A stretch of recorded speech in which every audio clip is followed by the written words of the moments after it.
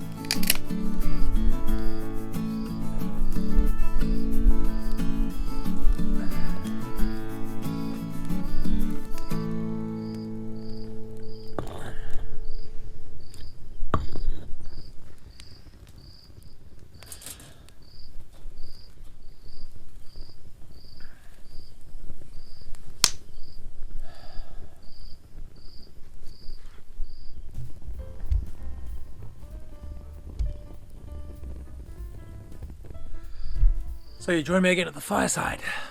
My most favourite place in the whole world, probably. As I've explained before, I think the reason is that it's so primal. But as an African, we've always had braais, so it reminds me of my kid days as well.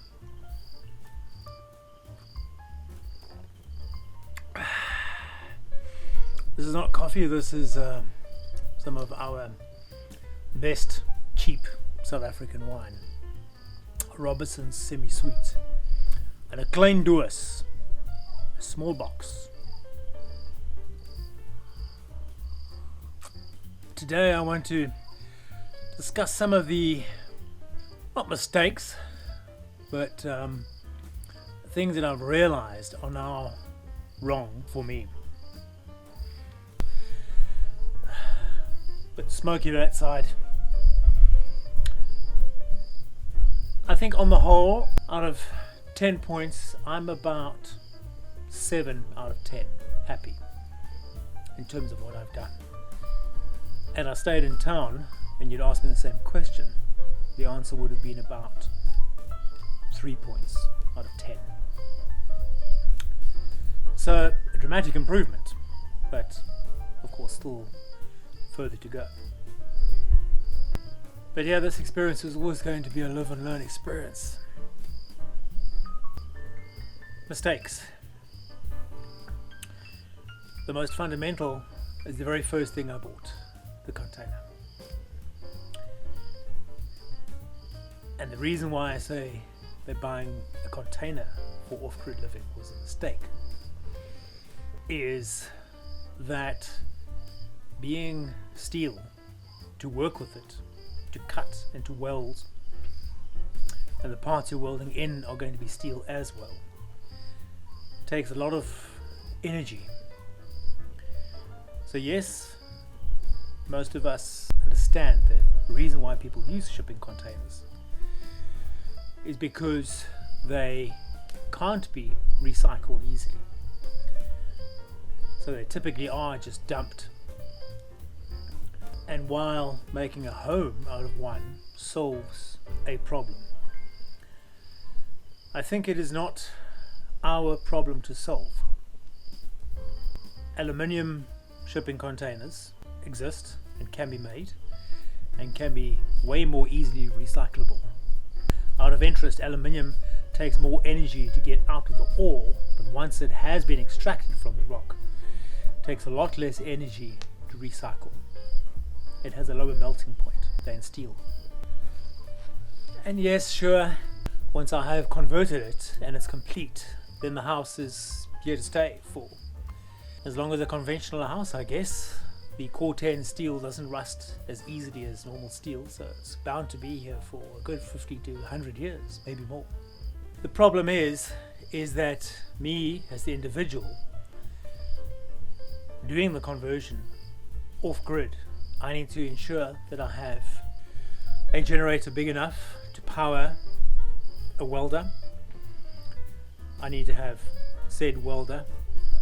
I need to be able to transport steel lengths and sheets, etc., which are heavy.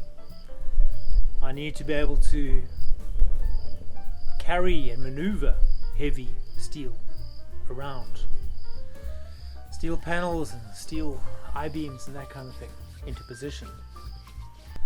Welding in particular requires electricity, which needs to be provided from somewhere. There are fastener alternatives to welding, such as riveting, bolting, certainly, and I have done some riveting and bolting on the structure.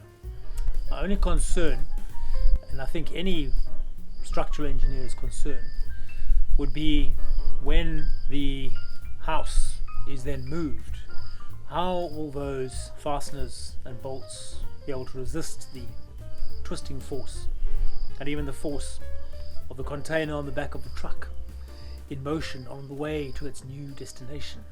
Probably not very well. There are many house construction alternatives, absolutely. But for mobile ones, there is only really one alternative, and that is timber. Prefabricated or dismantleable timber huts or cottages can be loaded onto a flatbed truck and then reassembled anywhere in the world. Your straw bale and mud type houses, yes, I've thought of those. They have superior thermal properties, and in the case of mud, superior thermal mass properties to any lightweight timber or steel constructed house. But they can't be moved. Once they are glued to the earth, that's it. And I've always wanted this to be mobile for some other reason. I think if I'm going to put all the effort into building the thing and certainty of where I'm going to spend my time on the planet is not 100%, then I'd want it mobile. Time to put some meat on this thing.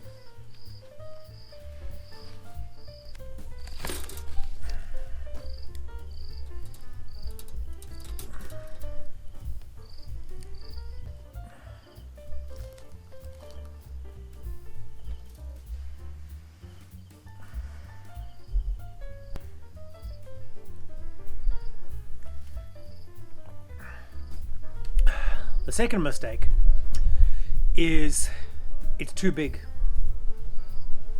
I recently wrote an article which is on my website DRAZZLE.com, you'll see a link below, all about human scale. For an average human, for a human creature, 70 kilograms worth of human creature, 4 tons plus of house is just off the scale. As a ratio, it's just off the scale.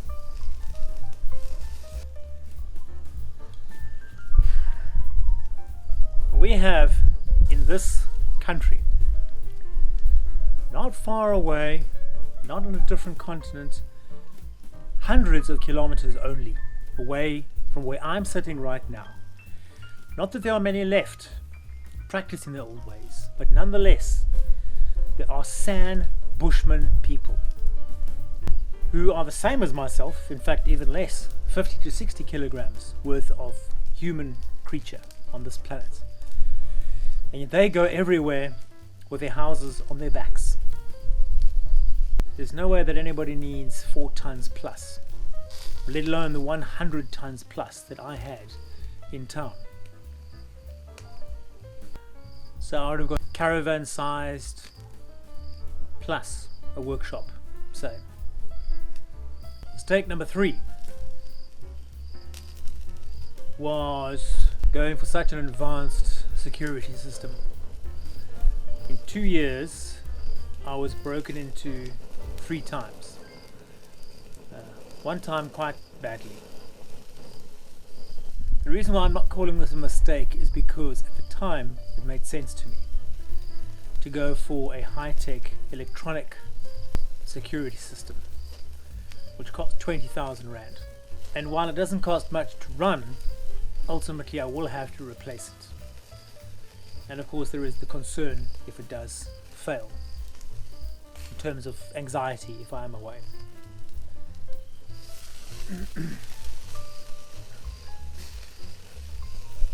Living the way I have been now, a better solution would be, and I can hear one in the background, I'm sure you can too, dogs.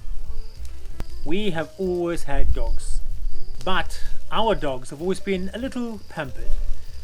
My mom has always been a stay-at-home, well not always, but since she had us kids, so our dogs always grew up in the company of humans. But were never left alone. Many years ago I had my own business and we had 2 dogs. I had to stop running my own business and had to get a job away from home. And the reports I had after getting back from work of the dogs howling, and I could tell from their general demeanor and body language they had been stressed for 10 hours. This was not a happy situation. And this was why I asked my parents, who had moved to Cape Town, if they could take the dogs over, which they dutifully did. Dutifully. Lovingly did.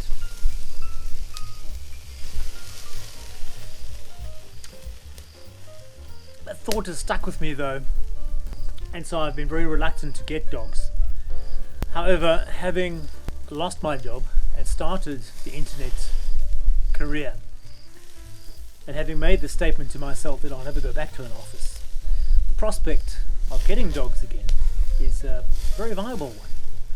Unfortunately, I have already bought the security system, but that's not to say that I can't sell it. And dogs also make great companions. I mean, I could have 2 or 3 heaps over here.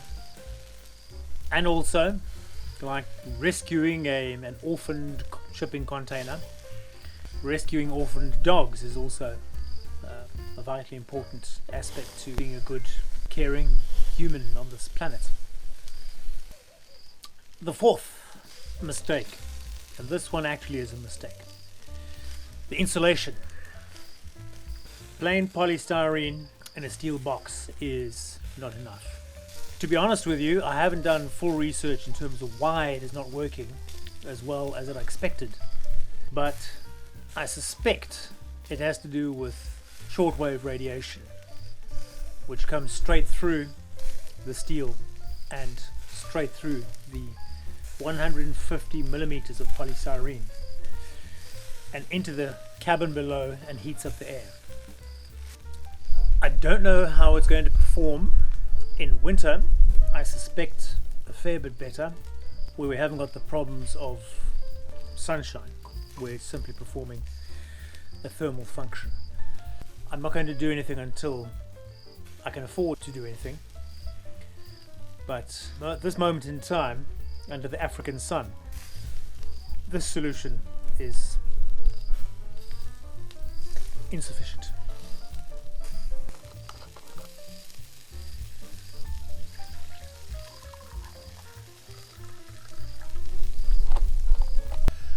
The 5th one is rainwater harvesting. The rainwater tanks have been Great, fine, no problem. Except that the position has taken up a bit of space in the front of the house, and also had I positioned them at the back of the house, higher up the hill, it would have meant an extra maybe half a meter to a meter worth of head. And this means that I could gravity feed water the house and the garden that much easier. The second thing was whether to even go for rainwater tanks at all. After having seen how easily one man, not myself, my powerhouse of a worker, Elvis, who's almost 60 years old, dug a fairly large hole in one morning, and also that going for a smaller home would also mean a smaller roof in terms of catchment area that may not be enough for a reasonably large garden. So that got me to a thinking of a small dam on the site, collecting runoff from the site itself. A large part of my philosophy is to keep things as small as possible, which is why the size of the site is only 15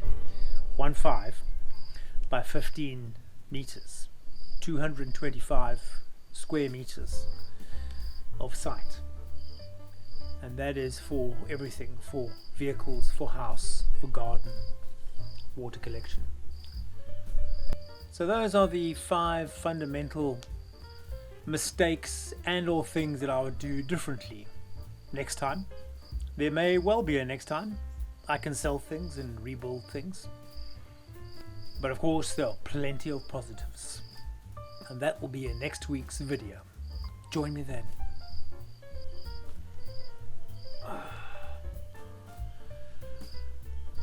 Game sausage.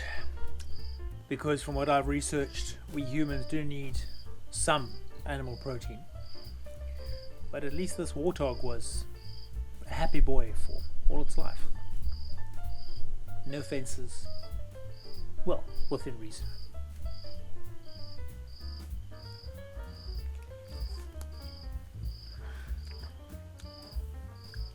And like with Sam Bushman, we need to give thanks. Not to a god or anybody else, but to the animal.